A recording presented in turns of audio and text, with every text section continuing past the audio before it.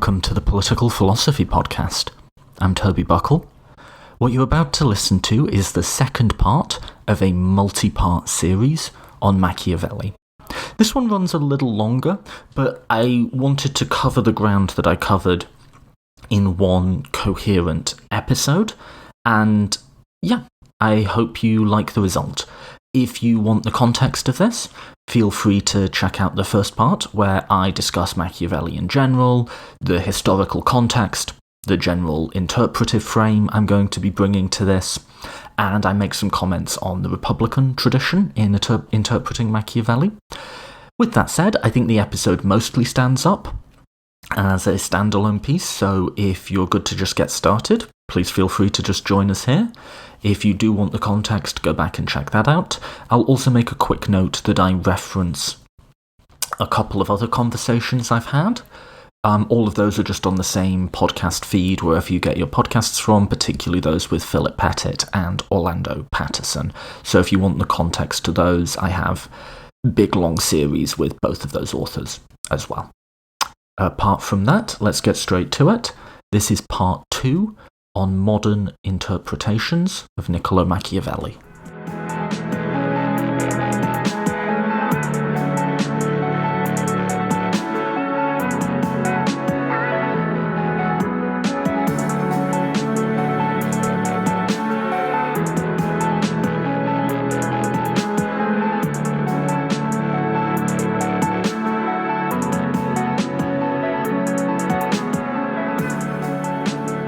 If we believe that being a free person is intrinsically bound up in the practice of democracy, then how should we feel about a democratic outcome that seems to threaten every other sort of freedom that we hold dear? So, to make it a little bit more concrete, if we believe in the will of the people, if we believe in popular sovereignty, and if we believe that to be free, the people must be able to express themselves, they must be able to participate within their form of government, but the end result of that participation is a government like, say, that of Donald Trump. A government which strips away the rights and freedoms of migrants, which makes people of colour, minority communities in our own country feel like they are no longer welcome in that country, feel like they are threatened, that their very personhood is being challenged and called into question. A government that backs the authoritarianism that's present in so much of our law enforcement, and more than that, that it's not an accident, that people voted for that person, as I think many people did vote for Trump, not in spite of those things, but because of those things. That people really were motivated by a desire for some sort of authoritarianism, at least with regards to people that they didn't like. I'm not saying every Trump voter, but I think it's pretty clear now from surveys and studies that a great many of them were. Now, that provides a really clear, real-world instance of this sort of paradox of democracy that political theorists have been thinking about, well, forever, essentially. You know, how do you be a Democrat, but you don't like the particular outcome that's happened? And I raise that not because I'm going to go into all of the different backs and forths and historical debates that try to get us out of that seeming paradox, but I note it because the paradox becomes sharper and it becomes more pressing for a Republican political theorist. Republican, by the way, obviously not meaning the contemporary conservative political party in America, but this long tradition that we have in the history of political thought that has at its heart an idea of freedom and understands freedom not as non-constraint, being left alone, which many libertarians and liberals understand freedom to mean, but as non-domination, not having anyone over you, being able to have a say in any decision that might affect you. In other words, a vision of freedom that necessarily is tied up very, very closely with the practice of participatory democracy. And that question is a little sharper, because if you regard the practice of participatory democracy as an intrinsic good, some of the ways that other ideological groupings or other systems of belief or political thought might try and get out of the democratic paradox aren't open to you anymore. So libertarians, classical liberals, strong individualists, those sorts of people, they can get out of the democratic paradox comparatively easily. And this is something that many of them have argued from, that freedom is being left alone. It is, to quote Herbert Spencer, being left secure in your person and your property. It's just a purely individualistic thing where if the government or the mob or the rabble or whoever else is letting you control your own property and not interfering with you in any other way, then you're free. So democracy, to that account, is simply overall the best way of achieving that sort of freedom. Democracies tend to be more sympathetic to a sort of capitalist, individualist, property-holding ideal of freedom. And if sometimes democracies throw up a result that you don't like, well, that's just the process going wrong. And the way libertarians often solve that is saying, well, there should be constitutional constraints or rights or whatever that limit the scope of government. So government just isn't allowed to do those things, and you can only vote for governments that essentially will choose within those side constraints. So the libertarian or the individualist or the classical liberal, they have an answer to that. Now that's something that many people find unsatisfying, because it's like, well, what if we don't like this individualist capitalist thing? Can we not vote to change it? And the libertarian there can waffle, or they can just bite the bullet and say, no, you can't vote to change it. This is my rights. And Robert Nozick, the sort of arch-philosopher libertarian, says this. He says, you know, if a democracy is voting away my property rights, that's just me being a slave with thousands of masters or millions of masters, as opposed to one master. Democracy can't override this. No. I don't like that position, but yeah, it's at least a coherent position. What about a progressive liberal, someone who has a more expansive notion of what the state can do, but nonetheless has a sort of John Stuart Mill individualist conception of freedom? Well, again, they tend to solve that problem by relegating democracy not at the absolute centre of the ideology, but just adjacent to it. It's a very valuable thing. It's intrinsically valuable in some senses because it educates and develops people. But it's not the only thing of value, and indeed its main value is there to support the central concepts of individuality, progress, and development. And indeed, liberals of that persuasion have always had a somewhat uneasy relationship with democracy. So Mill comes to mind here, as well as someone like Tocqueville in the United States, where they were for expanding the franchise to bring more middle and working class voters into the political system, but they were also for setting quite clear limits on what the political system could do. Those limits were more expansive than just your person and your property. It was something like the public-private divide. So the classic is Mill's. You can do what you want unless it harms others. So the converse of that is a democratic government can legislate where it wants, except for things that don't affect others. Now, I like that account a lot more, and in some ways, again, that provides a coherent response to the paradox of democracy, right? But is it just me, or does that become a little bit harder where you say your central value, the thing we are absolutely appealing to as our ethical bedrock, is democracy in itself, is the will of the people? Democracy isn't an adjacent good or an instrumental good, it's our primary moral good. Now, that's a claim that both libertarians and progressive liberals tend to shy away from. It's also something that conservatives tend to shy away from, fascists tend to shy away from. There's some forms of radical socialism that can embrace it, but then they, like this sort of Republican tradition, open themselves up to what about Donald Trump, right? So here's Quentin Skinner. This is a lecture he did, a public lecture called The Liberty of Republics. It's on YouTube if you want to watch the whole thing. And he's talking about the role of liberty within the Republican tradition.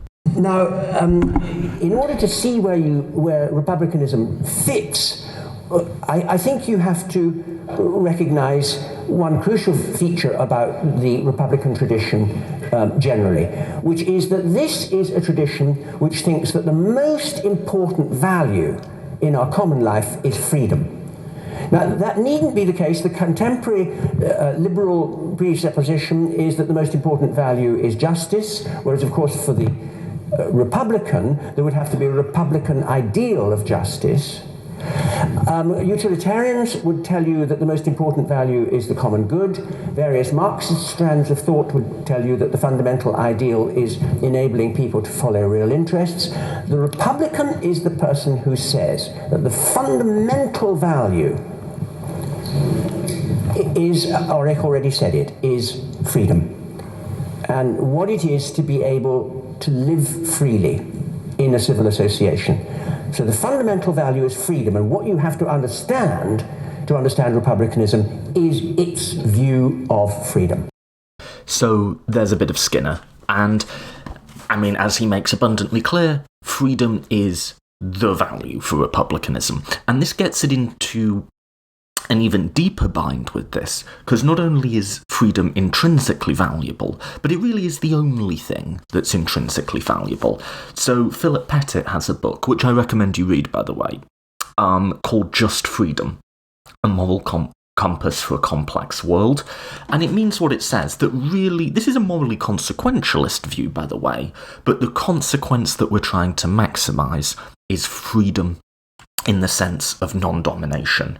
So, in that book, Pettit writes, the connection that Republican theory makes between democracy and freedom is enough in itself to emphasise the importance that it gives to democracy. It restores to life the long-standing association in popular thought between the two values, and marks a contrast in this respect with approaches that cast freedom as non-interference. End quote. And he goes on to discuss how if you view freedom as merely non-interference, then democracy simply becomes an instrumental good. The best way of maximising that, but not intrinsically good in itself. If hypothetically you could get an authoritarian state that had less interference, that would be more free. And Republicans want to say, and I think they're correct to say, that there's something a little bit off with that. There's something a bit off with the idea that a benevolent dictator could be more free than a democracy, which is not to say that democracies never have problems, which brings us back to what about Trump? Now, I think one response that Republicans can and do make is that when we're talking about democracy, we're not just talking about the Congress or government. We're talking about both a broad and deep understanding of participation within decisions that affect us. If we can never be dominated, after all, and dominating means having someone who has that sort of absolute power over you, dominion, to use the Latin word, that's where that comes from, dominion means to be in a state of domination, then that also applies to the workplace. It implies a need for economic democracy, for unions, for workers on the board, for stuff like that. It implies a healthy skepticism about these sorts of mega corporations, Amazon and Facebook and so on. How is that power held accountable? So again, going back to Just Freedom by Philip Pettit, he says, quote, Republican democracy is essentially emergent and essentially evolving institution. It is emergent in the sense that the control it gives people emerges from the interaction of many different bodies operating in as many different points and as many different ways. And it is built on the basis of a mixed constitution. And it is evolving in the sense that popular control may only appear over the longer run, and not in every decision-making instance. It is an essentially slow and ideally developing process, end quote.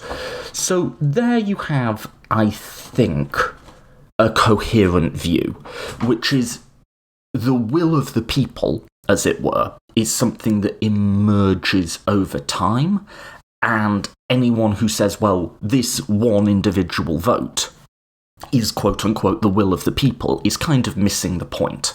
And I think that's correct. And by the way, if you want more on Philip Pettit, I have a whole hour-long interview with him in an episode just called Neo-Republicanism, which actually might make a good companion to this episode. Is it just me, though, or is there still something there that's missing? I started the series by saying that there's something that we feel in its absence. I think many people on the contemporary sort of far left, people who are very concerned about income inequality and social justice and all of that, want to say that there's something about Trump which isn't just an outlier. It's not just like a blip that we're going to return to a sort of more underlying norm. There's something about Trump which is actually precisely against the will of the people, even though he won. Now, there's a way you can answer that, and Philip Pettit does actually mention this in the same chapter as I've just been quoting you from, where he says if you measure the contemporary democracy in the United States against this Republican model of freedom, it succeeds in some ways, but it fails on a number of accounts. It fails because of the exclusion of many citizens from voting. It fails because of gerrymandering and money in politics and the role of the Supreme Court and all of these things that politically informed lefties will know about. So Trump might be, quote, counter to the will of the people. After all, he lost the popular vote and only became president by winning the electoral vote, which we might see as a counter-majoritarian and hence anti-Republican institution. Nonetheless, even with all of those sort of factors baked in, it still feels like people want to say something stronger. And Trump didn't lose, by the way, the popular vote decisively. He lost it by, 1.5, 2 percentage points? It's easy to imagine a state of the world in which he had won. And yes, that is one election result. One election result doesn't reveal to you an underlying norm of, what is in the good of the people. It's a long-run aggregate. Also, the election results that we have are given to us under non-ideal circumstances. But still, am I alone in feeling that we want to believe in democracy? We want to believe in the will of the people. And certainly, those of us who believe in social justice as well as economic justice are about a sort of inclusive expression, a communal expression of what is good. We're not uniformly imposing it. I am not as a white man, and I know people are going to say you're identity politicking and whatever. Hold fire for a minute, okay? Just hear me out. I'm not necessarily best placed to say what sorts of social relations, say, a black trans woman is absolutely in her best interest. That's for them to put forward and really articulate. It doesn't mean I have to agree with them on everything. If they say the earth is flat, I'm allowed to voice skepticism. But actually, in general, in terms of the sort of social respect and dignity that many excluded groups are asking for, it might be my place to listen first. And so in which case, we do want to hold on to this idea that there is a will of the people, there is a collective expression of the common good, and Trump isn't just a blip on the way to that or a quirk of our electoral system. There's something about that election, and actually of many Republicans, it's not unique to Trump, that is explicitly counter to that. Am I alone in having that impulse there? That there's a contradiction at the heart of that isn't neatly captured by libertarian or liberal theory, and that Republican theory gets closer in some ways, but it still leaves something to be desired. So, when we find ourselves at this pass, I think this is when we want to go to the history of political thought. We want to go to those documents which exist in the present and form a construction based on them that also exists in the present. Not to reconstruct following Dale Martin, we're never going to get back to the original Machiavelli, but to use the history of political thought as a way of broadening our imaginations and of giving structure and legitimacy to political thought in the present. So let's go back and let's revisit some of these classical texts. Now, I've already said in the first episode, I did a lot of context and a lot of sort of looking at the different ways that Machiavelli has been interpreted, and I said I'm going to go with the Machiavelli, or the set of historically constructed Machiavellis that place him within the Republican tradition. So, in other words, I'm going to be assuming that Quentin Skinner is correct, and that the primary thing, and really the only thing, that Machiavelli values is freedom understood as non-domination.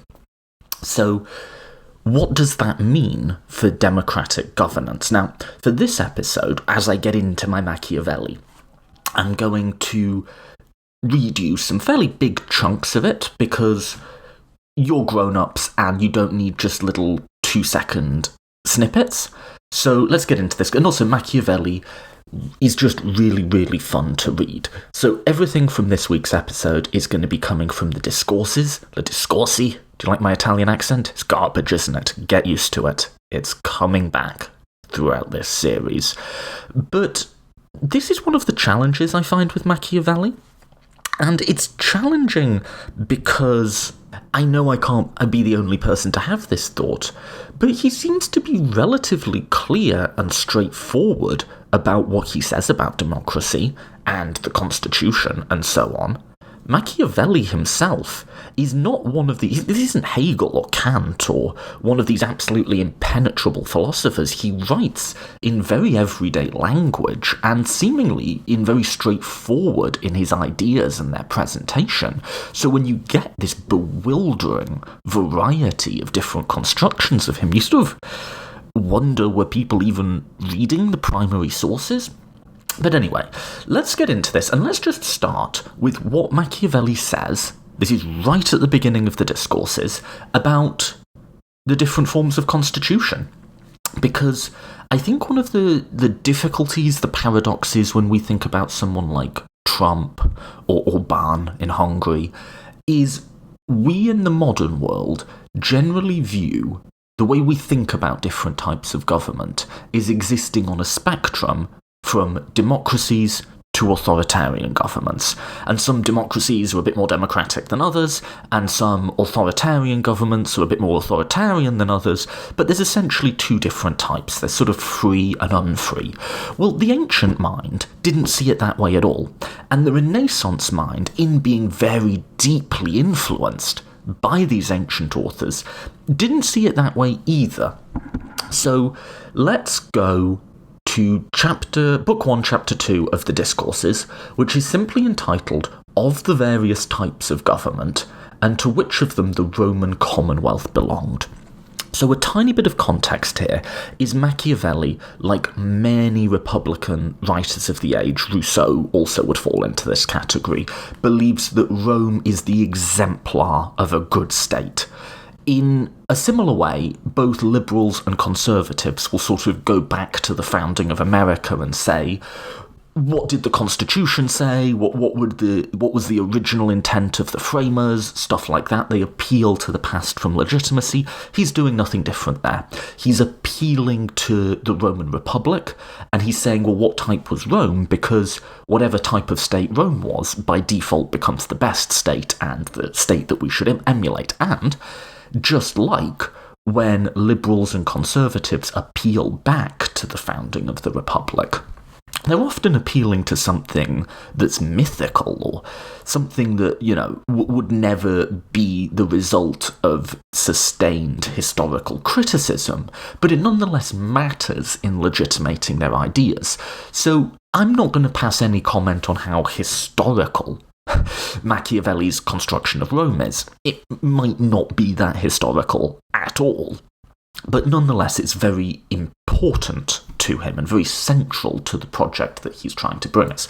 So just starting at the beginning of this chapter, he does a little introduction where he says, quote, "I forego all discussion concerning those cities which at the outset have been dependent on others, and shall speak only of those from their earliest beginnings which have stood entirely clear of any foreign control, being governed from the first as they shall please themselves, whether as republics or as princedoms." End quote. So just there you can see that one of the consequences of this Republican vision of freedom, which Skinner brings in all the time, is the self-rule of the political unit. So it's non-domination for citizens, it's also non-domination for the state. And so Machiavelli says, I'm not concerning myself with, countries that are the subject of an empire. I'm considering, free countries that have their own rules. Great. So that is in line with the Republican model of freedom that we've been talking about. Skipping ahead a little bit, he writes, quote, "Desiring, therefore, to discuss the nature of the government of Rome, and to ascertain the accidental circumstances which brought it to its perfection, I say, as been said by many who have written of government, that there are three forms, known by the names monarchy, aristocracy, and democracy, and those who give its institutions to a state shall have recourse to one or another of these three, according as it suits their purposes. Others, and, as many have thought, wiser teachers will have it that there are altogether 6 forms of government, 3 of them utterly bad, and 3 good in themselves, but so readily corrupted that they too must be classified as pernicious." End quote. And I love that turn of phrase. 3 bad, utterly bad, and 3 that will become bad, so they too must be classified as pernicious. And I just want to point something out to you about Machiavelli, is if you're reading him, and it comes to us through this fucking turgid, morbid, Victorian English the Bible does, that classics do, the Renaissance does, that we lose the personality of these people. Machiavelli is not some dour academic bookworm gravely reciting to you maxims of old. The Machiavelli who became a key part of Florentine foreign policy in his early 20s was a rambunctious, partying, womanizing, kind of jocular sort. He was known as the life of the party. He was known as someone who always had the joke, often would make fun of himself. If you read his letters, he goes on in lurid and honestly starkly misogynistic detail about his sexual escapades. But what's endearing and what helps you get past the misogyny is the joke's always on him. He's always the one who's done something dumb. And he was kind of a frat boy, honestly. I mean, historians are going to hate all of these sort of cultural references I'm making. And then after many decades of service, after he's seen a lot of things that were unpleasant and matured him, but in many ways, and this is where the Machiavellian Machiavelli isn't wholly wrong, when he saw these brutal things that Cesare Borgia did, there was part of him, I think, in my construction of Machiavelli that was also a little bit excited by them, that also sort of got off on it all, in a way.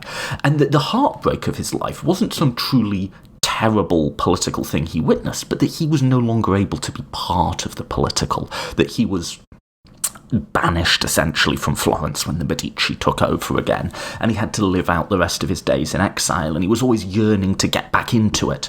So if there is a side of Machiavelli that comes to us that's sort of as a bitter old man, there still, I think, shines through his writings a sort of quirkiness and a novelty and a jocular sort of quality to him, that he wants to be funny and a little bit outre, a little bit shocking, and he throws in little quips to his writings all the time. We all know that sort of irreverent old man who says things to shock and get a rise, and always has a little smirk on his face, and wants to be clever and wants to be liked, and they can be very, very charming. They can also sometimes say things that are quite shocking, and that's my read on Machiavelli, and that's how you should be reading him when you read this as an original source, not as some dour, don't read it as the Victorian language that it often comes to you in presentation through. So, he said, well, some people say there's 3 forms of government: monarchy, aristocracy, democracy. Other people, and he says, wiser teachers have thought that there's 6. And for each of them that he's just mentioned, there's a good form and a bad form. So, monarchy's the good form, and because monarchy implies a good, wise, just king, when the king isn't wise or just, that's a tyranny. Likewise, aristocracy is the good form, and an oligarchy is the bad form. Democracy is the good form, and any guesses the converse of democracy? Anarchy. So here's how the structure works, is the types of government aren't divided up on a sort of good or bad, free or unfree. They're divided up by how much participation there is within power. So, when there's one person ruling, that's a monarchy when it's good, and a tyranny when it's bad. When there's a few people ruling, that's an aristocracy when it's good, and an oligarchy when it's bad. And when everyone is ruling, that's a democracy when it's good, and an anarchy when it's bad. Now, when Machiavelli says democracy, he doesn't mean, at least in this sense, a sort of representative liberal democracy like we know now. He means that if a decision is being made democratically, that decision is put to the people as a whole, and they vote and they decide. That is democratic power. It's sort of more like who takes the decision than what the overall framework is. Now, when he envisages democracy becoming anarchy, think of something like the Occupy Wall Street protests, who had a very democratic form of decision-making where every decision had to be voted on by everyone as a whole, but over time, as that progresses, it all just sort of falls apart, and I visited a number of the Occupy camps back in the day when that was happening, and you just sort of saw a sort of lawlessness, actually, where everyone sort of did what they want. There was conflict and contestation over everything. There was these very heated and very emotional battles, I remember, over, like, who would do the cleaning and the dishes. And had that not existed within the overarching framework of a nation-state, where eventually the police can come in and just, arrest someone who's trying to sexually assault women there or something, then you can imagine that could have gone very dark indeed. So there is, when you have pure democratic power, there is that tendency of it to sort of disintegrate. But that's not unique to democracy. What Machiavelli tells us is that that's common to any form of power. So if you have an aristocracy, if you have many people actually in the modern world find this quite desirable, if we were to say, let's just get the best and brightest and have them in charge, have pure technocratic governance, whoever knows the most about the military, they should head that up. Whoever knows the most about the economy, that should be the people in charge of that. And what Machiavelli would say is that's great, and you might find the right people for the job. But over time, their individual interests will come to outweigh it, and even if, let's just say, we find people not only of very strong technocratic expertise, but very strong morals, people who won't be corrupted by the powers of the job, well, while they're in office, things might be quite good. But once they're out of office, someone will take it over from them, and the chances are the person who takes it over from them won't have those moral commitments. Instead, they'll start abusing those powers. Same thing happens with one person or one man. They would have said this is all in a very male-dominated world, so I'll just flag the sexism occasionally for you. One-man rule, you might get a really great person. You might get like your Charlemagne or something, who's a really benevolent despot. But, their son or their son probably won't be. And then, this is where republicanism comes in, is Machiavelli says these are sort of the pure forms of government. And the best government is a government that combines the different forms. So a government that has multiple forms within it, that's a republic.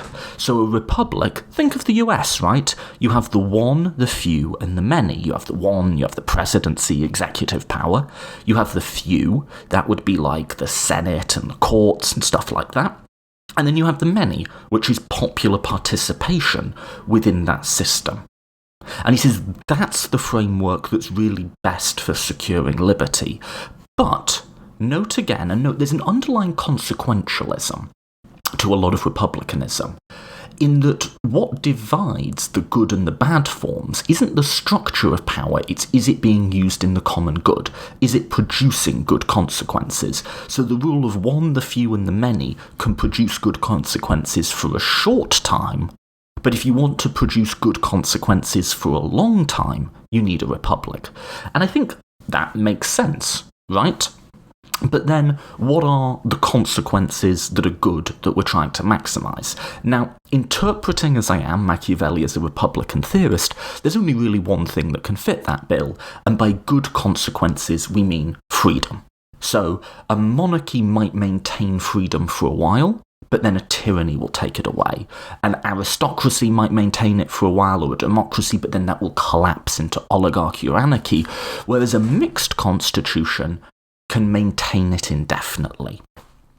But then, that's an odd notion of freedom, right? In that it's a freedom that seems untethered to the particular constitutional form, albeit there's one constitutional form, a republic, that tends to protect it better than the others. But, I thought I just said, Machiavelli is committed to freedom as non-domination and the rule of the people as the primary source of wisdom and freedom in a republic. This is something that he says explicitly, by the way, and this is where Machiavelli is fun, is there's a chapter towards the end of Book 1 of the Discourses that is literally called "The People are wiser and more knowing than a prince." And he literally says, government is better trusted to the people than any sort of princely or aristocratic rule. And he says, and this is Machiavelli does this a lot, he says, this is an opinion which everyone else will disagree with. And there's always that subversive quality to Machiavelli. He's subversive in The Prince, in how he advises princes to rule, but he's also subversive in the Discourses where he says, everyone's going to disagree with me on this. And he sets himself up like that. And he says, in spite of everyone saying how fickle, unwise the people are, and stop me if I'm wrong, but how often do we hear this today? How often do we hear the ignorance and the lack of information and the prejudice of democratic voters being reviled in our discourse? And he says, no, he says that the people rule overall more wisely, and his argument, typically Machiavellian, is that, yeah, people make mistakes. Yeah, they do stupid things. But princes do that far more. And they almost necessarily do it. And he then goes on to say something which I think is really interesting and still applies today. He says, quote, "The prejudice which is entertained against the people arises from this, that any man may speak ill of them openly and fearlessly, even when the government is in their hands, whereas princes are always spoken of with 1,000 reserves and a constant eye to consequences." End quote. Now, isn't that so true? And isn't that so true if you think about it today, that although obviously Trump or whoever lacks, the sort of truly authoritarian powers, which sometimes he seems to crave, people are cautious. They're cautious of criticising those in power. Whereas there's nothing bad is going to happen to you if you talk ill of socialists on a college campus, is there? Nothing. You can do so very safely. Same with people campaigning for social justice. You can do so very safely. Well, in spite of the imaginings of some people. Right, so we've got our pieces on the table. Let's try and start pulling all of this together, right? So, Machiavelli is a Republican theorist, meaning that his prior moral value, prior here meaning both before and above, is freedom. And he understands freedom as non-domination. And he says again and again in the beginning of the first book of the Discourses and towards the end of it and in the second, he's constantly saying the people are the ones we need to listen to. The people get it right. Vox populi, vox Dei. The voice of the people is the voice of God, right? Machiavelli quotes that directly. But then he's also saying that that sort of popular will, that sort of freedom, is something that is best preserved under a republic, but can also exist, albeit disintegrate, under monarchy and aristocracy. So what's going on here? How do we pull it all together? Now, I love method and I bang on about methods, so I'll try and not do that, but I think to pull it all together, this is where we need to start thinking in a clear, step-by-step, rigorous way about what is it that we're doing to these texts. Now, I've already said I'm attempting to extract an ideological position from them. I'm attempting to use these first-hand sources as a way of producing a worldview that will help us make sense of the question I posed at the outset, as well as other ones in the modern world. So, if I'm interpreting this as an ideology, I'm attempting to get an ideology out of it, then what is it that I'm expecting to find? What is an ideology? Well, I talked about it briefly in the last episode, and I've talked about it at length on prior episodes. Here's my definition in a sentence. An ideology is a particular configuration of essentially contestable concepts. So there's two sides of that definition. An ideology is made up of essentially contestable concepts. Those are its building blocks. And sort of what an ideology is, how you describe Republicanism or liberalism or libertarianism, is a patterning of those concepts. It's a set of relationships between them. So let's start with this first side first. Essential contestability. So again, I'm just following Michael Frieden on this. Essential contestability comes from a really famous paper by Garley called Essential Contestability. And Frieden modifies that in a few ways. So without going through the full history, here are the features of an essentially contestable concept. So concepts like freedom, justice, fairness, equality are all essentially contestable concepts. So the first feature is that an essentially contestable concept is apprasive. It signifies some kind of valued or disvalued achievement. So freedom is a valued achievement. Fairness is a valued achievement. If we say that something is fair, we're accrediting an action with a positive appraisal. It can also be disvalued, so unfairness, and there can also be concepts that have a sort of moral ambiguity to them. So think of power or the political as essentially contestable concepts. These can both be positive and negative, depending on the understanding and the circumstance, but essentially contestable concepts are evaluative terms. They signify value or lack of value. The second, and this is the real key, and I'm going to try and explain this in a way that's not jargony and linguistic-y, but the essentially contestable concepts are internally complex. If you imagine a ball with lots of other balls within it, they have lots of different internal parts, and we're going to have to make a decision as to which internal parts we like or prioritize over others. So let's get a concrete example. Liberty, freedom, I use the words interchangeably, is an essentially contestable concept.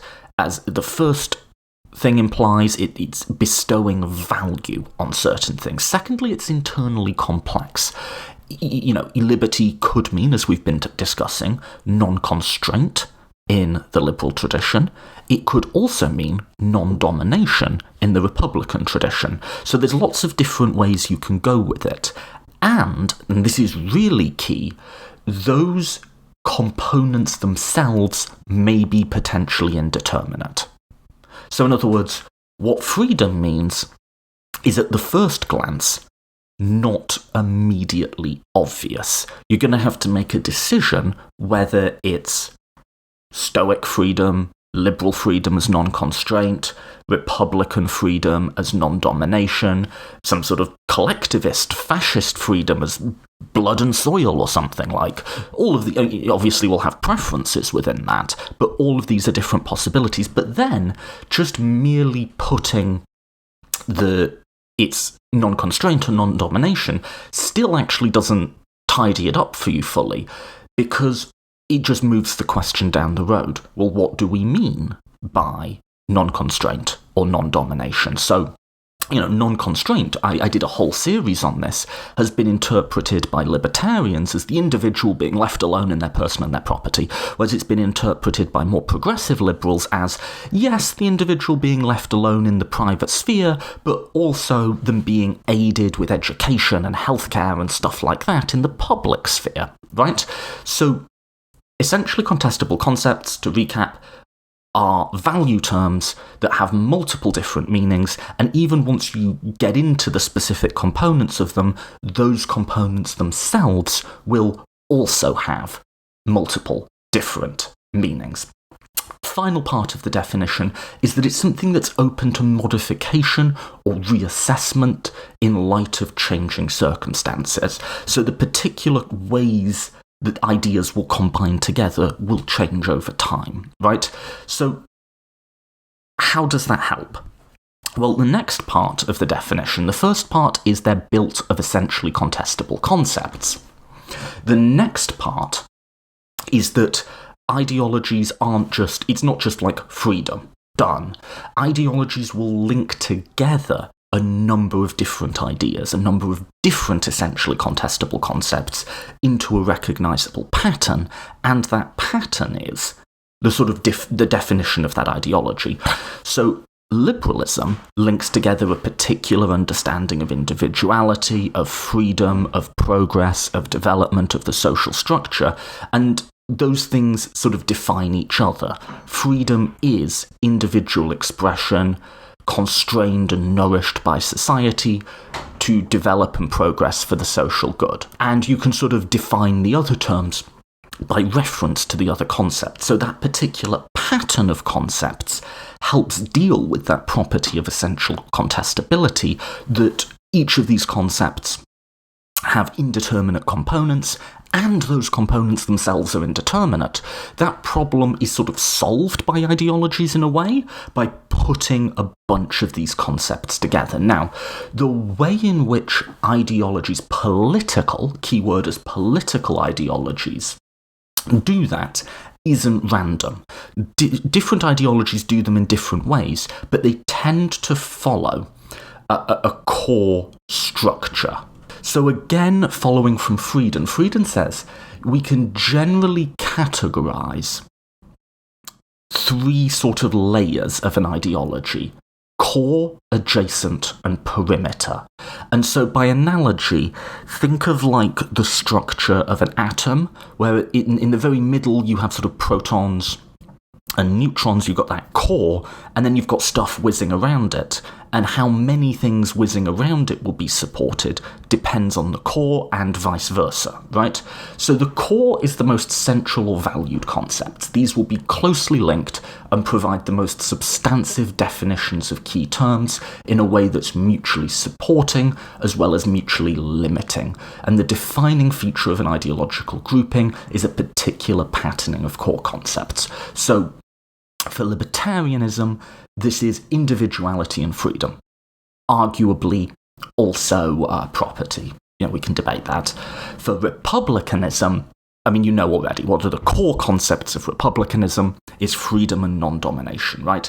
Now, that's not enough in itself. There's going to be another layer around that, because, like I say, freedom is non-domination, or freedom is individual protection. Cool, great. 2 thumbs up, but what does that mean? You need an additional layer of concepts to flesh these out, and these are your adjacent concepts. So, although they're not the defining feature of an ideology, adjacent concepts are essential in order to flesh out the core concepts further and apply them into the real world. Because ideologies are bridges between political thought and political action, and that's the final layer, which is the perimeter. And the perimeter of an ideology is where the values intersect with concrete policies. So perimeter concepts, these link core and adjacent concepts to our immediate experience of politics and society and to practical political issues. So perimeter concepts are those that can attach themselves to a range of events or phenomena which, taken together, are sort of, quote, a policy or an issue. So something like universal suffrage, right? If that would be a perimeter concept within both liberal and Republican ideology. Okay, so I'm wrapping up the theory stuff, but I wanted to get all of that down because that's going to make sense of Machiavelli, and that's going to allow us to apply it to the real world and to the problems I've been talking about.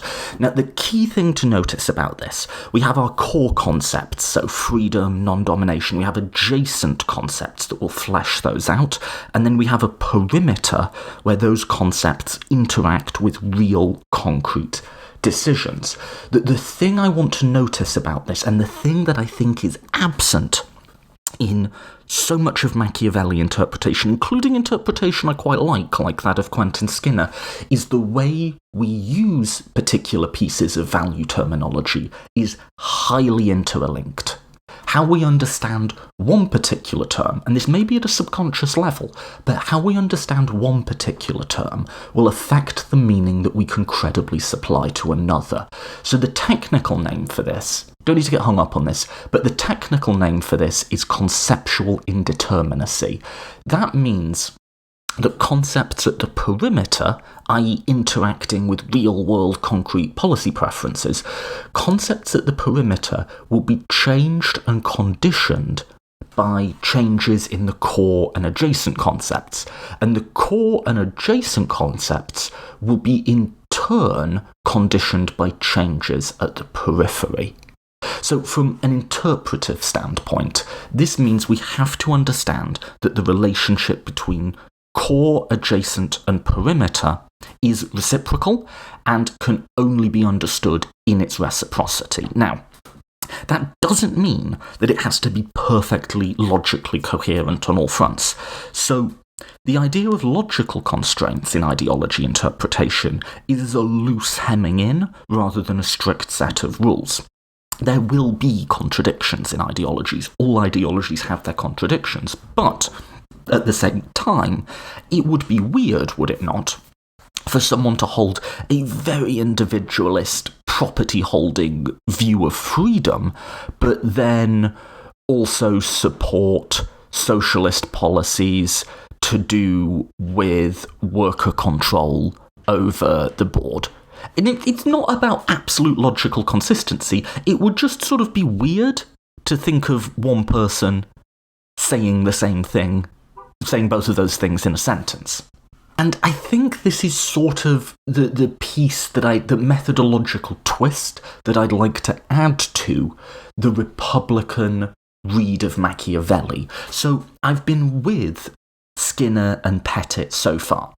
I've agreed that Machiavelli is a Republican theorist, and I've agreed with them in terms of interpretative method to start with the core concepts, i.e. freedom, and to start with looking at those core concepts within the overall cultural framework of the age.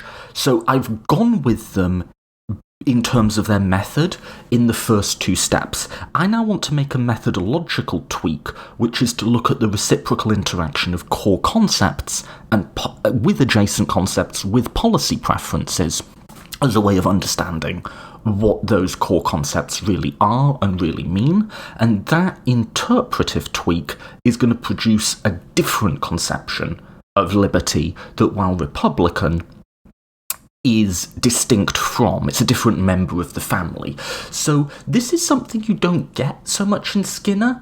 He'll give a history of Machiavelli's life. He'll talk about his career in the Florentine Republic and how that might have affected his work.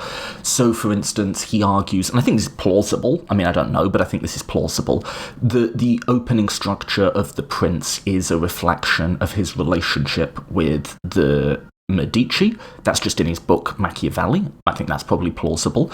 But what he tends not to do is to look at the treatment of perimeter concepts in Machiavelli's work itself. Skinner brings to these texts an interpretive paradigm which is a set of core and adjacent concepts. So concretely, he's concerned with the Republican core concepts of freedom and non-domination, and a range of closely connected adjacent concepts like individual self-rule, a participatory political arena, national self-determination, and the autarky of the political unit.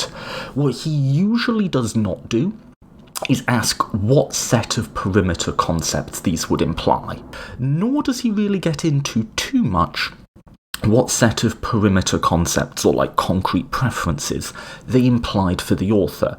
Now, I should say that Philip Pettit does do this. So, whereas Skinner tends to be more interested in just bringing us a set of core and adjacent concepts, Philip Pettit brings us a similar, though not identical, set of core and adjacent concepts, and also fully fleshes it out. So again, in his book, Just Freedom, which I've been reading a bit recently, it's divided into two parts: the idea of freedom and the institutions of freedom. And he really fleshes out a set of perimeter concepts or policy preferences in the modern world that he believes is implied by that Republican vision. Now, that's not exactly what I'm talking about here.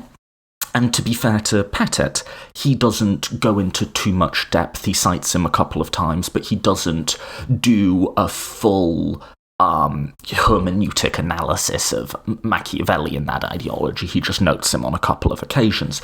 I'm not talking about what this ideology would imply today necessarily. I'm talking about what it implied to the author, making sense of the author's worldview as a way of understanding their core concepts. So, I'm not at all saying we want to take the policy preferences from Machiavelli. Machiavelli did not think mercenary armies were a great way of unifying Italy. This is not something that we're going to port over into the modern world. However, understanding that why he thought that existed in a reciprocal relationship with what he thought about freedom allows us to understand what he thought about freedom, and in turn, if we so wish, we can apply that to the modern world. So then, I've been circling the drain for long enough. Let's sort of get into making sense of all of this together, and I've given you my framework for doing so. So let's get back to the text. What is fundamental for Machiavelli about freedom, assuming freedom to be its primary value, and assuming he understands it as non-domination?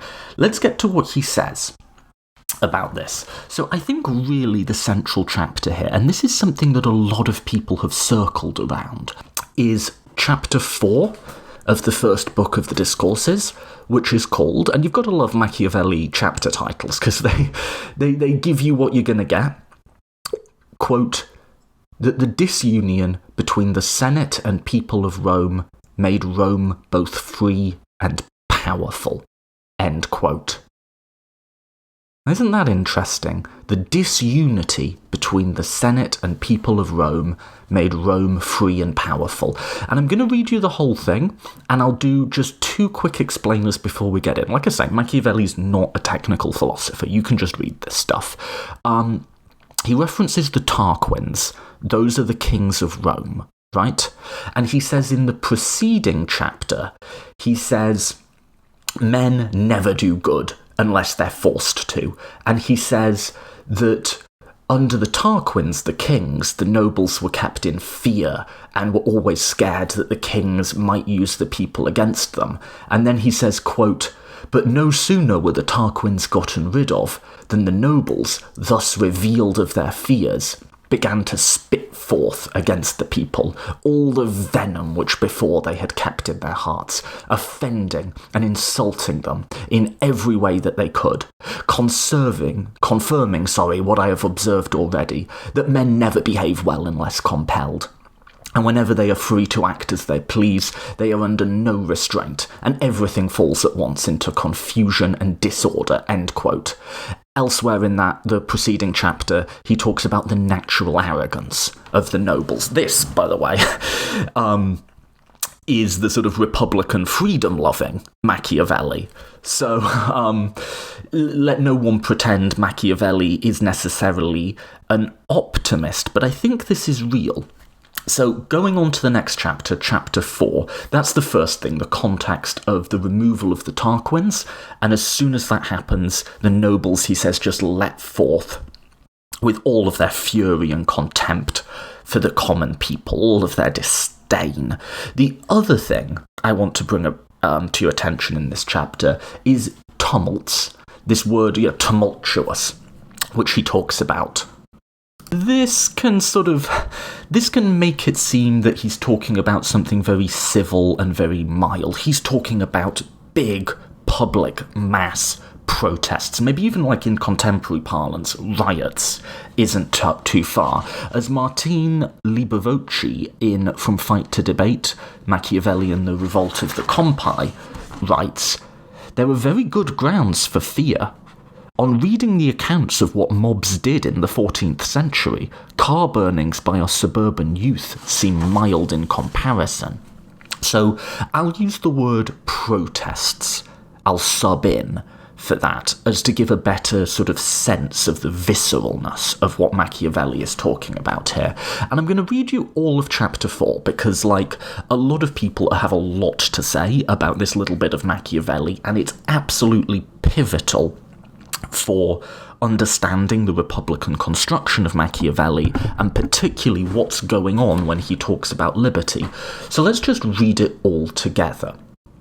So, it's not a long chapter, it's 3 big paragraphs. Quote, touching on the protests which prevailed in Rome from the extinction of the Tarquins through to the creation of the tribunes, discussion of which I have no wish to avoid. And, as to certain other matters of a like nature, I wish to say something in opposition to the opinion whom many assert. So, end quote, just as an aside. There Machiavelli goes again. He's giving you a little warning that he's about to say something important. He's going, and now I'm going to say something which no one else agrees with me on. So this is like Machiavelli's little cue. Now I'm going to be subversive. Now I'm going to say something counter-expectational. Now I'm going to push your intuitions around a little bit. And it's difficult to get into the context of this, but apparently what he's going to say here is meant to be really shocking to the audience, because he gives them that flag. What you're about to hear is going to be shocking. So he says, the opinion of many who assert that Rome was a turbulent city and had fallen into disorder, and that had not her fortune and military prowess made amends for other defects, she would have been inferior to every other republic. So he's saying, end quote, most people say that sort of Rome succeeded in spite of these protests and disorder and disunion. That's the common opinion, right? And now he's saying, I'm going to tell you something different. So, quote, I cannot indeed deny that good fortune and the armies of Rome were the causes of her empire. Yet it certainly seems to me that those holding this opinion fail to perceive that in a state where there are good soldiers, there must be good order, and, generally speaking, good fortune. And looking to the circumstances of this city, meaning Rome, I affirm that those who condemn the disunion between the nobles and the people condemn what was the main cause of Rome becoming free, and give more attention to the protest and the uproar wherein this disunion was attended than to the good results that came from it. Not reflecting, not thinking about that in every republic there are two competing factions, those of the people and the nobles. And it is in this conflict that all laws favourable to freedom have their origin, as may readily be seen to have been the case in Rome. From the time of the Tarquins to that of the Gracchi, a period of over 300 years, the protests, the riots, I think isn't too big a word, in Rome, seldom gave occasion to punishment by exile, and very seldom to bloodshed.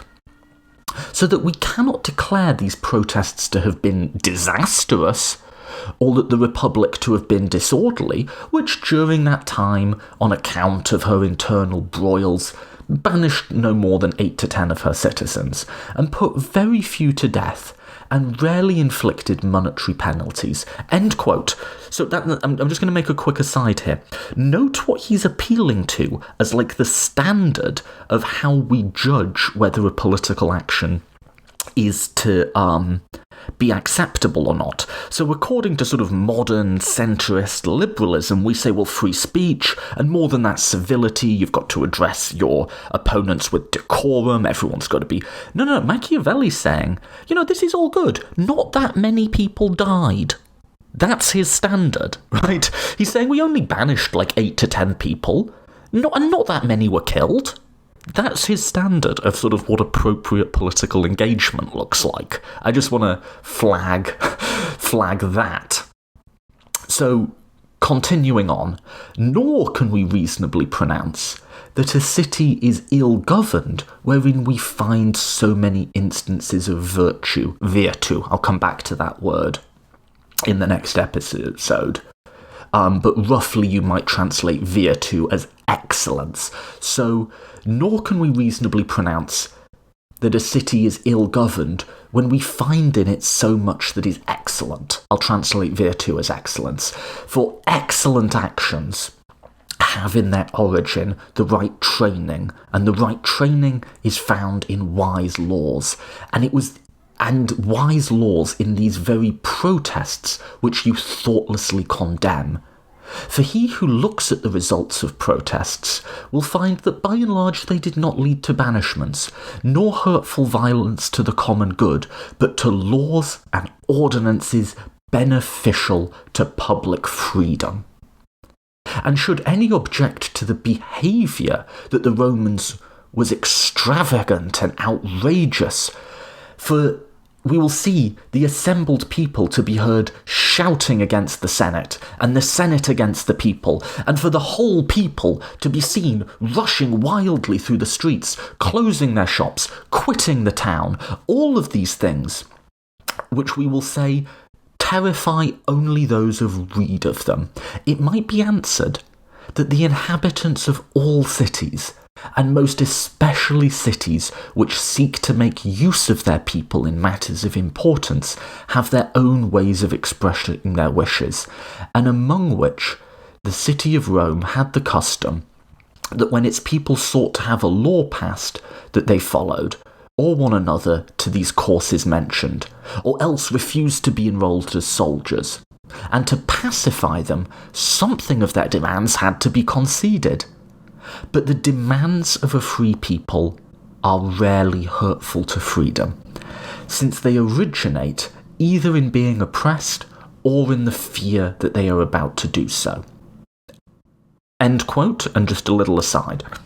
So he's saying, yes, this might seem terrifying, the entire people rushing through the streets, armed, by the way, shouting out, crying, nothing to do with civility at all here. He says that might seem terrifying, but That is what is the source of laws which secure freedom, because the demands of a free people are never hurtful to freedom, since what causes this is the belief by the people that they are oppressed or the fear that they're about to do so.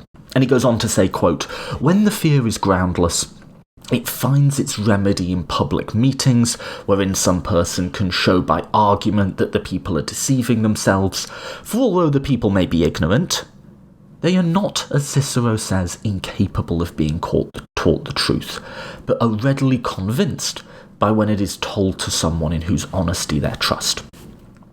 And he concludes, "We should therefore be careful how we censure the government of Rome, and should reflect that all of the great results affected by that republic could not have come about without good cause, and if popular protest led to the creation of the tribunes, then it merits praise, since these magistrates not only gave due influence to the popular voice in government, but also acted as guardians of Roman freedom, as will be shown in the following chapter," end quote.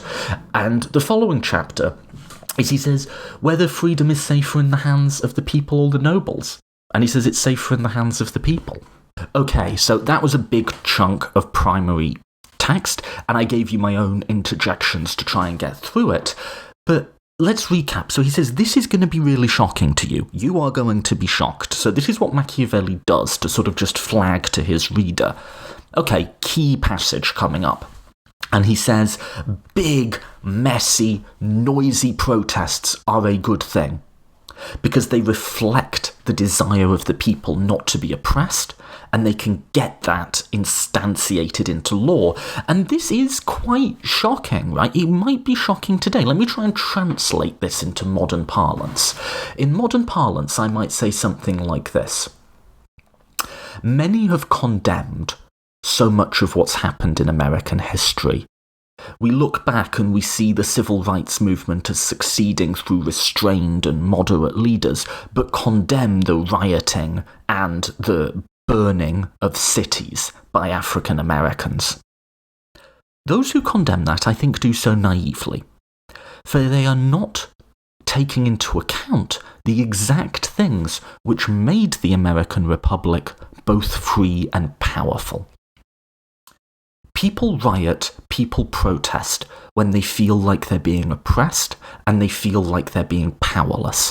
And this is the only mechanism which they have to give vent to that desire not to be oppressed, not to be dominated, not to be humiliated. And were the results really that bad?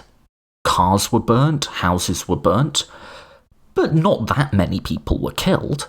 And while that's tragic, we have to look at the good results that brought forth, that civil discourse and peaceful protest would probably not have been enough.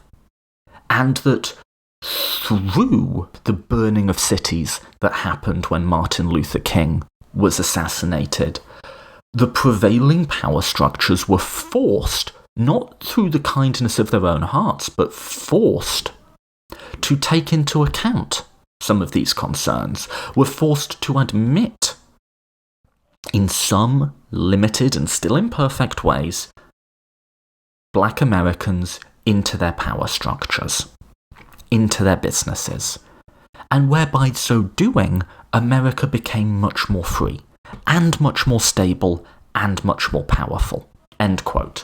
So I can just hear historians screaming. But that's sort of, I think, the thrust of what Machiavelli's saying, is he says, if you look at the burning of cities in American history, and you say, oh, well, America sort of succeeded in spite of this. No, America succeeded because of it.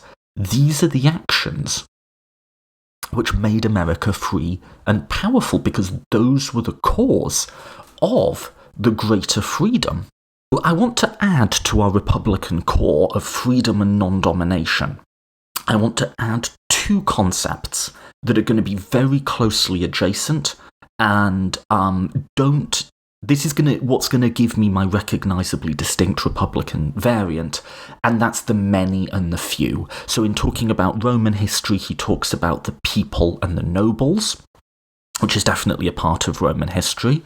And you find it in modern thought, but what I want to be clear is this is pre-Marxist, pre-sort of modern economics. We're not merely talking about access to wealth, although we are talking about that. And this read of that there is always disunion between the many and the few, the nobles and the people, is something that we can find an intellectual history for. While what I've just read you is very distinctively Machiavelli, he's getting it from somewhere. So this does come from Livy, which is one of his main sources, but the big Roman author that you want to talk about here is Sallust, who has, again, this sort of like pro-class conflict. So a lot of the perimeter practices that Machiavelli advocates are linked to this adjacent concept of the upper class as necessarily dominating, greedy, arrogant, and malicious. And you can see that in some, not all certainly, but some Roman authors. So this is from Sallust. He says, of the upper classes, what hope have you of mutual confidence or harmony? They wish to be lords and masters, you wish to be free. They desire to inflict injury, you to prevent it. End quote. So, again, you have what he was talking about, the desire of the few to dominate. And that's, again, so, we have freedom. What does freedom mean? It means non-domination. Okay, what does non-domination mean? When we get to our next step, this is where I'm going to say something different. Non-domination is intrinsically linked to the power structure of a society, and those in power will not just wish to maintain that power, they will not just wish to rationally pursue their self-interest. Those concepts weren't available to Machiavelli. Those in power wish to dominate.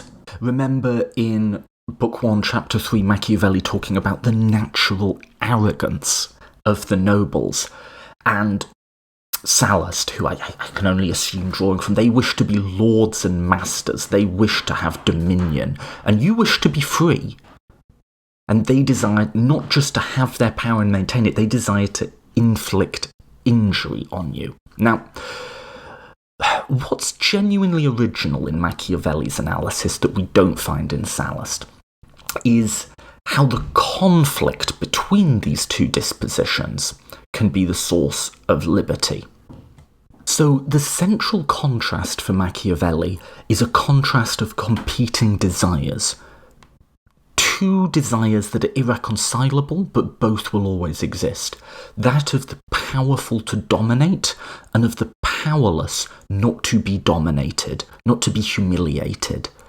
And the defence of freedom must always be entrusted to the, quote, lower class. Now, Machiavelli allows, actually, that elite rule can have advantages, and that, this lower class desire for freedom does need some constraints, but he eventually concludes that, quote, disturbances are much more often caused by haves. And again, he does this thing where he says, I'm going to defend something that all writers attack and say that, like we've visited, that that they are wiser and more knowing than the prince. So let's start to link this in with some of the perimeter concepts that we explored at the beginning. What's going on with our typology of states, right? Remember that? We have monarchy, aristocracy, democracy, they're bad forms, and then republic is a mixed form. One thing to just quickly note there in terms of sourcing is Machiavelli's getting that typology. It looks Aristotelian, but it's not. He's getting it from Polybius, not Aristotle. And that's an important difference, because Aristotle does not at all share this sort of pro-people view. Aristotle has a very typically aristocratic disdain for those who do manual labour, which is exactly opposite to Machiavelli, who condemns, quote, those who live in idleness on the luxury of their estates, end quote. The 1% in today's parlance, right? And by shifting away from Aristotle and to Polybius, that involves the elevation of democracy to a good form of government. So he's using his sources in a particular way to validate his understanding of the people as the sort of unit of freedom, the people as the heroes of the story, as it were. So let's tie it all up. You remember I said that there's core, adjacent, and perimeter concepts. So let's start at the perimeter, which is a preference for a mixed constitution. Now, the logic for a mixed constitution in liberal theory is different. It's sort of this Newtonian thing of balancing forces and reaching an equilibrium. Machiavelli is not saying that, nor is he like a forerunner of that. Here goes the argument. The best constitution is a mixed one. Perimeter, right? As this balances out the competing desires of the few and the many. Perimeter to adjacent, right? The desire of the few is to dominate, and the many is not to be dominated, adjacent to core. And to live in a state of non-domination is to be free. Core concept, right? So now we've just traced a path from the perimeter to the core. And that's when you know you've sort of got an ideology figured, is you have your map, and when you draw a line through the map, you create an argument. Right? So let's draw the line the other way and see if that still makes sense as an argument. So let's start in the core and draw it outwards. So starting in the core, to be free, core concept, we must live in a state of non-domination. That's our core, right?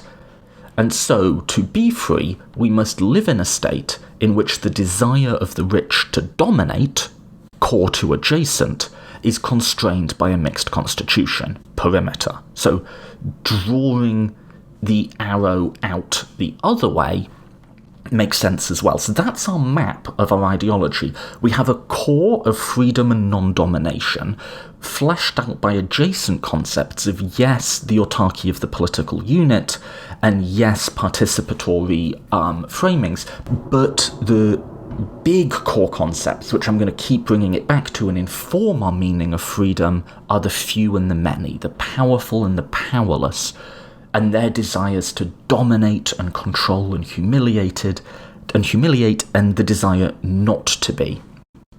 So, in considering this relationship, then, we get a different account of Republican liberty than that which we get in Skinner. So we can maintain this central relationship of freedom of non-domination, but it's got to be significantly revised. So Skinner considers non-domination as self-rule in relation to the individual and the state as a whole. But to this, I think we also need to add groups within the state. For a state to maintain freedom, it must preserve an internal dynamic which allows popular control over elites and for opposition between the two, constrained by rule of law. So what does non-domination mean? To be in a state of non-domination, the many, and I'll get into what we mean by that, but to be in a state of non-domination, the many must perpetually reassert themselves against the desire of the rich to dominate them. This isn't a static model. This isn't an equilibrium model. The rich, the powerful, the privileged, we might say, in today's parlance, are always going to be trying to humiliate and dominate and put down those under them, and those who are less powerful must continually reassert themselves in that, and it's in that resisting domination, in that denying humiliation that you find freedom. So what emerges from this, I think, is a class-based understanding. Freedom is a holistic property of the people as a whole. It's not just a set of necessary and sufficient conditions that applies to someone. It's something you feel, something you live, and something you feel and live in community with others. It's a set of traditions, customs, mores, and attitudes. I'm thinking, I was at a funeral tragically recently of someone who had been a organizer for unions, and all of the sort of socialists coming together and reaffirming a sense of identity with each other, a sense of almost family, of camaraderie, right? That feeling of connectedness in asserting that we will not be dominated by employers who want to have us on employee at will contracts, who want to micromanage us, who want to tell us, who want to enforce a sort of private tyranny, a collective camaraderie in denying that is freedom to Machiavelli, I think. So Republican forms, constitutional forms, are the best way of maintaining that liberty, but they don't themselves constitute it. So here's what I'm arguing for in this episode. In a nutshell, then, freedom appears to me in Machiavelli as a sort of class-based pride, a resolution commonly held among the comparatively powerless that they will not be dominated, we will not be humiliated, we will not made to be feel less than our capricious and arrogant overlords, the more powerful, be that in the workplace, in our democracy, or even in our, Machiavelli wouldn't have said this, but in our social structures in terms of male and female, white and black, and so on, a desire not to be humiliated. That's, I think, what he's driving at, and I've made that in a very modern way, but that, I think, is Machiavellian liberty, and I'm going to call that resistance freedom, because it's freedom found in the collective resistance to domination, which will always be there. So, going back to Machiavelli quickly, this understanding of freedom allows us to make sense of a number of passages which seemingly contradict the sort of more traditional Skinner Republican model. For instance, I asked this in the first episode, why is Machiavelli okay with saying that freedom can exist under a monarchy? If Neo-Roman liberty is simply individual rule understood as political participation in an autarkic state, then it would seem like a contradiction in terms to say that this existed under a monarchy. It just doesn't make sense, right? It's counter-definitional. However, if you take the conception of liberty which I'm interpreting Machiavelli as having, this could plausibly exist under a monarchy. If, for instance, as he claims the early kings of Rome were, probably counter-historically, the monarch was committed to protecting the people from the aristocrats. Remember Book 1, Chapter 3? Encouraged them to develop civic pride, to take part in the maintenance of the state, including the military, and considered demands from them fairly, they would, in a sense, be free. Now, according to a sort of neo-Republican Skinnerite conception of freedom, the people would not be free as they'd be dependent on the will of the king. But Machiavelli himself doesn't seem to follow that line of logic. They're free, they're just at greater risk of losing that freedom.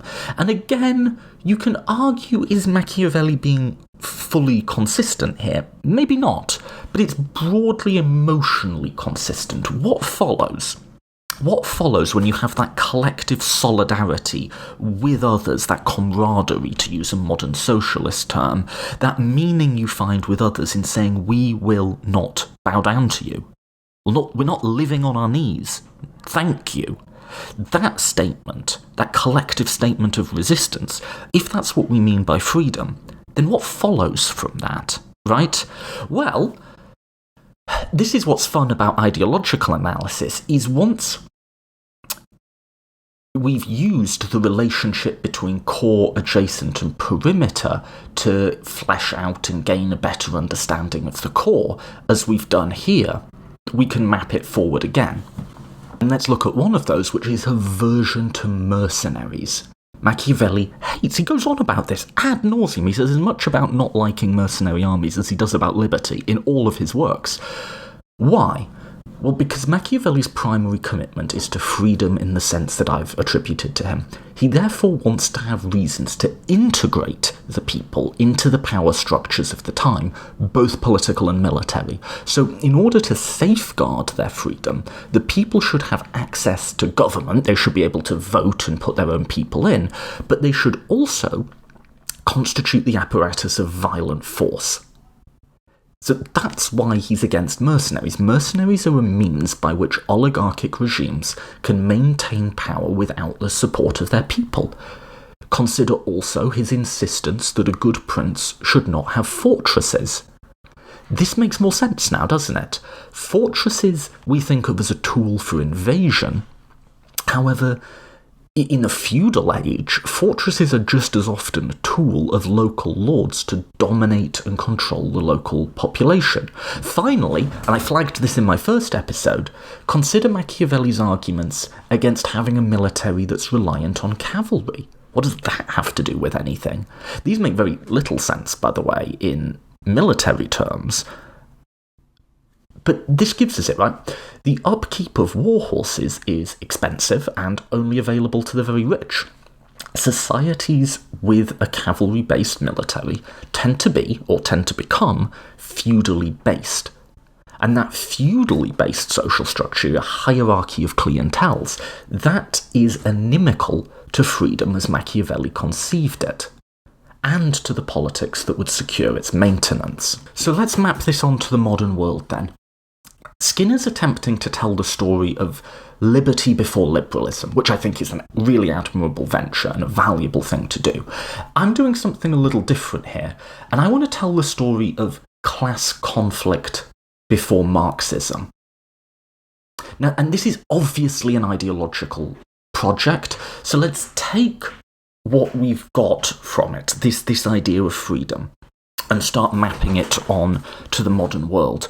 So here's the first thing, is what we mean by people in this case is variable. It isn't located necessarily with a particular faction or a particular set of people, and it's not always the people as a whole. The people are those who are at danger of being dominated, being humiliated, and I think because of, on the one hand, Marxism in academia, and on the other, libertarianism ascendant within the power structure, we've come to understand our relations as at their root economic. The primary problem of political democracy is how to achieve equality, or how to protect property rights. But as I noted in my libertarianism series, this actually does a really poor job of explaining the behaviour of elites a lot of the time, and Keynes said this actually. He said, wealth is a means to an end. It's a means firstly to acquire goods and materials in life, but after a certain amount of time, it becomes a means to acquire honour and respect. And I think if you look at how wealth is used in the modern world, there's a deep layer of meaning around the rituals we have around money that are deeply related to honour, deeply related to the use of power, and also deeply related to the desire to dominate and to humiliate people. Think about just the difference. I'll take a very simple example. Think about just the difference in the look of someone's face, the body language they have, and the attention and the respect and the dignity they get, depending on whether they hand over at a bar a black Amex, one of those nice weighty ones, unlimited spending, you buy a small country on it, or whether they hand over a scratched out Visa debit and wait anxiously to see if it will decline. And when it does decline, how does that feel? Has anyone else ever had that happen to them? It's a humiliating ritual, right? Whereas the ritual of just casually putting down that black Amex without even looking at the bill feels good, doesn't it? Everyone sort of looks at you like, ooh, that person. So what does any of that matter, right? Well, it matters because I think there's an aspect to the use of wealth here that we're not really taking into account, and it maps to other things as well, which is that people, we look at the billionaires in our society, and we're motivated by Bernie Sanders and Elizabeth Warren to say those billionaires should have less money and they should be using it on socially good causes. I agree they should, but it's not rational, right? Like, what's the difference between having 10 billion and 11? I don't really see that there is one. It's about status and it's about dominance. And when you consider how we treat people at the very ends, both ends of the income spectrum, we see that our validation of people as people is affected by this. So at the very bottom, when people have no money at all, when they're homeless, they simply cease to become people. We don't look them in the eye. We don't talk to them, we shy away from them, they're not allowed to come into the same buildings that we are. Like animals, it's disgusting. And then, so if very poor people are something less than human to us, very rich people are something a bit more, that the deference that is demanded by them, it's not just enough. We can't speak badly of them. Think about how offended, how sanctimonious our billionaires get at the slightest criticism. And then think again about all of the humiliations that we insist on putting on the poor. Think about stuff like, let's drug test welfare recipients. Like, how much money could that even conceivably save? It's not a rational interest. Unless you get out of this individual maximising thing and think the interest of the powerful is always going to be to dominate and humiliate. And it's a humiliation ritual, right? If you think about all of these rituals we have as the purpose is to humiliate, and I think that goes to an original definition of freedom and slavery, I'm taking this from Orlando Patterson, is people locate in slavery the converse of what they want to see in freedom. So libertarians make slavery about economic control. They make it about, like, if someone's stealing from you, they're taking your labour, that's what makes you a slave, right? Which I think is a silly definition. Other people take other things, and Republicans take domination, but think about what Patterson defines slavery as. He defines slavery as the violent personal domination over generally dishonoured and natally alienated people. So at the heart of slavery is not economic exploitation, though it is often used for that. At the heart of it is what Patterson calls a parasitic relationship, wherein the slave master is a parasite, drawing the honour and human worth and dignity, taking that from the host and making it his own. And I think understanding the relationship of power as one that's parasitic makes sense of so much in our society that we don't talk about. Now, there's not real slavery anymore, but like I say, on the income spectrum, we do have people who are a little bit less than human and people who are a little bit more, and the way they draw their honour and power and the way it is parasitic, right? If everyone had a Rolex and a beautiful tailored cut shirt and the black Amex, if everyone had that, we'd no longer sort of go, ooh, that person. We'd no longer look at them admiringly for it. It would just be regular. Their ability to have that honour and status is parasitic. It's drawing from others. And I think that applies to social justice causes as well. If you think about how we treat people who fall, I'm going to be accused of, you're engaging in oppression Olympics and so on. That's not a serious concern. I'm not going to engage with it. I'm just noting, I know that's what people are going to say. But if you look at how we talk about, say, I mentioned like a black, poor, trans sex worker, say, right? It's completely, or it was until very, very recently, that's just the butt of a joke, right? I'm not politically correct. I don't care about my pronouns. All of these people running around, college kids, look at how they're talked about. Look at, go search for, the intellectual dark web or Ben Shapiro, and look at the titles of the videos, right? Ben Shapiro dominates college student, humiliates, destroyed in capital letters. Okay, come on, men who use the internet. Where have you heard these words before on the internet? What's at the heart of this? Is this about any sort of rational self-interest? No. It's a parasitic approach to human worth.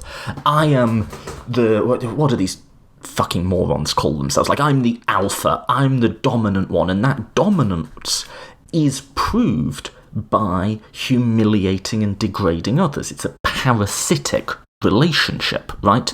And so I think that's what follows from this, is we view people who gain honour and status through wealth, through whiteness and maleness, through social norms, as parasitic in a way. And freedom is found in the opposition to that, in us bridging together, creating solidarity. I'm not going to get into this episode here, like, are we doing a primarily class-based or social justice-based model of striving for dignity and meaning? I think it's both, and I might try and sort that out on a later episode. But the people here are those who fear that, and fear correctly, that they will be dominated, here meaning humiliated, that their sense of status, their sense of self-worth will be vampirically taken from them to build up the status and self-worth in others. And if that is the people, freedom is the people having that collective sense of no. We are joined together when we are strong enough to say no. And if you ask, is America free? Well, it's dubious, isn't it? And I think that answers the question I posed at the very beginning, right? Are we free? You could be reasonably middle class, but, you have to kowtow at work. You'd have to do exactly what you're told to maintain that middle class income. You're not a straight white guy, so, you're always having to be careful with your identity. If you're black, you have to modulate your speech. You have to sort of talk white, otherwise people say, you're intimidating, you're scary, you're meh. If you're, gay or of a non-conforming gender identity, say, then, are you going to talk about your relationships, or are you going to be careful with that? And so, to answer the question I posed at the beginning of this, if we think about the people not as an empirical category, not as this particular subsection on the census, but as those who feel humiliated, then I think we're in a much better position to answer the question of, if we love freedom so much, why are we so opposed to Trump? Now, it's clear to me that the majority, maybe not the majority, but a large plurality of Americans, maybe a majority, feel humiliated a lot of the time. They feel not listened to. They feel taken advantage of in a way that sometimes relates to not having money and resources, but sometimes doesn't. Sometimes relates to not having money and resources comparatively, but sometimes relates to rituals of humiliation and dehumanization that operate largely independently of that. And I think if you look at it that way, Trump's victory is a straightforward victory for the desire of the powerful to humiliate and to dominate. Now, sometimes that will be the victory of the comparatively powerful. So, for instance, much have been made that a narrow majority of white women voted for Trump, even though this is someone who at his heart is obviously a misogynist and obviously humiliating the women around him, be it walking into the changing rooms of underage contestants to one of his shows, be it bragging about sexually assaulting women, that they're aligning with a different part of their identity. Many of my black radical friends have said, and I think it's correct, that they chose their whiteness over their gender, or maybe their economic situation over their gender. There's surely something to that. Which side are you on, right? Are you on the side of the few or the many? And the few in this case, because we've, in modern societies, do seem to have more vectors of domination and humiliation. We have more opportunities for people to side with that. And Trump does seem to crystallise a drift in the American right, which has been going on for some time now, to encourage a trollish side, a side which takes pleasure in the humiliation of others. And rather than that being a side effect, a consequence, has become their central aim. I think many people voted for Trump precisely because they knew it would upset liberals. I mean, when you sign up to support the Daily Wire, which is Ben Shapiro's show, you get a mug which says liberal tears. The desire to humiliate isn't a bug, it's a feature. And in that sense, Trump's victory, as it was, losing the popular vote and perhaps with interference and all of that, was a profound step back for freedom. And it was profoundly contra to the will of the people. The people, as I'm thinking about, as those who merely desire not to be humiliated. And what runs through Machiavelli's account of all of this is the asymmetry of those desires, the asymmetry of desiring to humiliate someone else, which I think, again taking from Patterson, is correctly understood as a form of parasite, and the desire to simply be free of your parasites. That is freedom. So, if you've stuck with me thus far, what does all of that mean? How should that inform how those of us who are seeking freedom, how should we operate politically? What should we be calling for? What should we be seeking? Should we be participating within the political system or seeking to overthrow it? Should we be engaging within the rules of civil discourse or throwing milkshakes at politicians? Should we have a primarily class-based approach which seeks to get Pennsylvania back into the Democratic column, or should we be engaging with communities of colour and non-traditional voters and trying to bring them into our coalition? That's the idea. That's the way of thinking about the world. But where does it get you? That and more in next week's episode.